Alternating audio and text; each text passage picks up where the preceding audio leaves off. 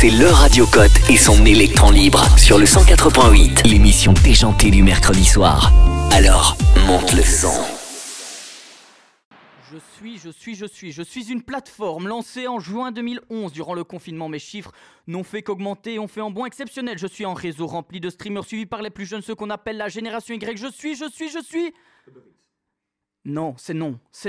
Je suis... YouTube. C'est toujours non. Et oui, Gauthier, non, je ne vais pas te parler de YouTube. Et non, je ne vais pas te parler de Uber Eats. Aujourd'hui, Gauthier, je vais te parler d'une plateforme qui était assez inconnue pour moi il y a quelques mois. Twitch. C'est cette plateforme dont je vais te parler. Pour moi, c'était un réseau social réservé aux geeks et aux fans de League of Legends. Puis après, en jouant à Among Us notamment, j'ai eu de plus en plus d'intérêt pour ce réseau. Je ne dis pas que je connais tous les rouages et toutes les subtilités de la plateforme, ni des différentes communautés qui la composent, mais ça a un peu démystifié tous les a priori que j'avais. Mon petit frère me parlait souvent de Twitch, et j'avoue, oui, je l'avoue, j'ai fait le vieux con. Mais ça, c'est avant. Maintenant, je ne passe pas une journée sans aller faire un petit tour pour voir les nouveaux contenus, les nouveaux streamers, etc. Et je crois que je ne suis pas le seul, car un nouveau streamer est apparu et s'est lancé dans le Twitch game. Il y a quelques semaines, une personne assez particulière, étant donné qu'elle est issue de la télévision. Et cette personne, tu l'as dit, c'est Samuel Etienne, journaliste sur France Info et aussi célèbre présentateur de Questions pour un champion. Il avait donc remplacé Julien Lepers. Donc, je ne sais pas si tu le connais et que si tu savais, avant que je t'annonce cette chronique, qu'il s'était lancé sur Twitch. Alors, je savais pas du tout, mais je suis quand même vachement curieux d'aller voir ce qu'il fait. Eh bien oui, je te le conseille, mais avant la genèse, comment Samuel Etienne est arrivé sur la plateforme de Jones Twitch? Eh bien, c'est grâce à un autre streamer, Étoile, qui faisait notamment des nuits de la culture. Alors, les nuits de la culture, qu'est-ce que c'est? Le principe est simple.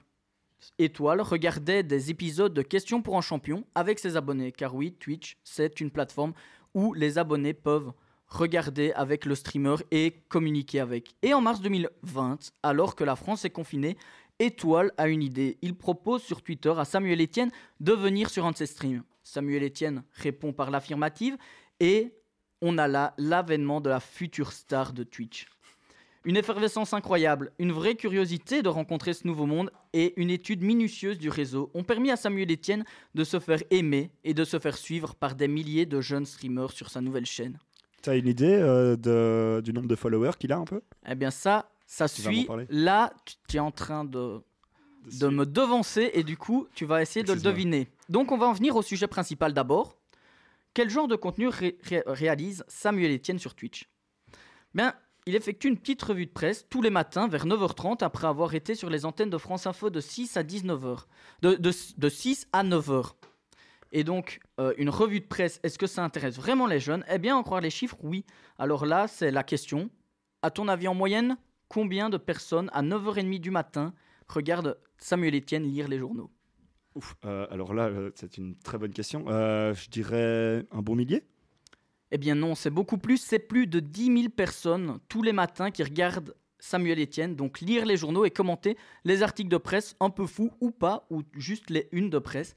Parfois, il a même réalisé des pics à 15 000 viewers, donc il était parfois dans le top 3 France, top 3 Europe. Et il faisait quoi alors pour attirer autant de monde?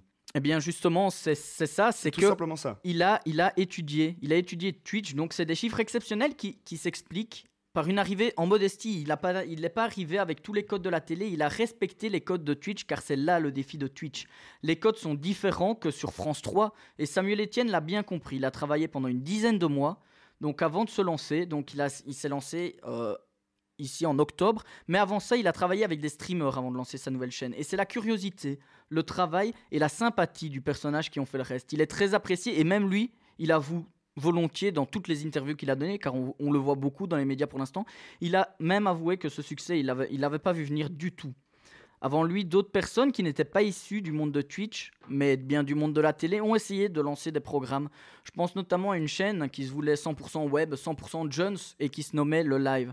Cette chaîne a une longévité exceptionnelle de 1 mois, un seul petit mois, sans jamais avoir trouvé son public. Il tournait, pour te situer, autour de 30, 40, parfois 100 viewers, et donc rien comparé à ce que Samuel Etienne fait pour le moment. Et donc, ça, l'ami Samuel l'avait bien compris, et donc c'est grâce à ça notamment qu'il arrive à amener autant de jeunes sur ses lives. Mais du coup, moi, évidemment, en tant que journaliste en herbe, le succès de ce contenu m'a interpellé. Arriver à intéresser la jeunesse à la presse et aux lectures de journaux sans pour autant rentrer dans le cliché du journaliste militant qui prêche pour sa chapelle en mode vive la télé, vive l'info, machin. C'est un pari réussi. Et dans les commentaires, car je te l'ai expliqué, Twitch permet une interaction entre le streamer et sa communauté, et ça c'est exceptionnel. C'est que les jeunes, donc en moyenne 15, 25, 30 ans, les jeunes expliquent qu'ils vont parfois acheter le journal grâce à Samuel Etienne. Et cette éducation média permet aussi à la profession de redorer son image à l'heure où beaucoup de personnes ne font plus justement confiance aux médias particuliers. Et donc on le voit car de plus en plus de reportages complotistes voient le jour, comme Francis nous l'avait expliqué dernièrement. D'ailleurs, si vous voulez revoir ou réécouter la chronique de Francis à ce sujet, elle est disponible sur la chaîne YouTube du Radio Cote ainsi que sur SoundCloud. Et enfin, et je voulais terminer par là, Samuel Etienne a peut-être révolutionné le modèle et le monde des médias.